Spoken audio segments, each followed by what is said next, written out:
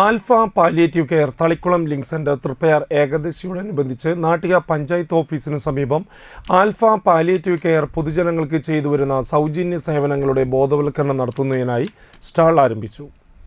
സ്റ്റാളിന്റെ ഉദ്ഘാടനം Triprayar Devaswom manager Manoj K Nair നിർവഹിച്ചു. President Shaji Chalissery അധ്യക്ഷത വഹിച്ച ചടങ്ങിൽ ഭാരവാഹികളായ ജോസ് ആലപ്പാട്ട്, റാൻസി വർഗീസ്, കൈരളി തിലകൻ, MA റിഹാസ് എന്നിവർ ആശംസകൾ അർപ്പിച്ച് സംസാരിച്ചു.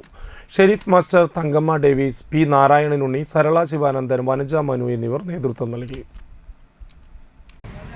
പാലിയേറ്റീവ് കെയർ പ്രസ്ഥാനമായ ആൽഫ പാലിയേറ്റീവ് കെയർ തൃപ്പയാർ ഏകാദശിയോടനുബന്ധിച്ച് ആ പാലിയേറ്റീവ് പ്രസ്ഥാനത്തിൻ്റെ പ്രവർത്തനങ്ങളെക്കുറിച്ചും അതിൻ്റെ ബാക്കി പൊതുജനങ്ങൾക്കുള്ള സേവനങ്ങളെക്കുറിച്ചുമെല്ലാം ഒരു ബോധവൽക്കരണത്തിന് വേണ്ടിയുള്ള ഒരു സ്റ്റാള് ഏകാദശിയോടനുബന്ധിച്ച് ഇവിടെ പ്രവർത്തിപ്പിക്കുന്നു എന്ന് അറിഞ്ഞതിൽ ഏറെ സന്തോഷമുണ്ട്.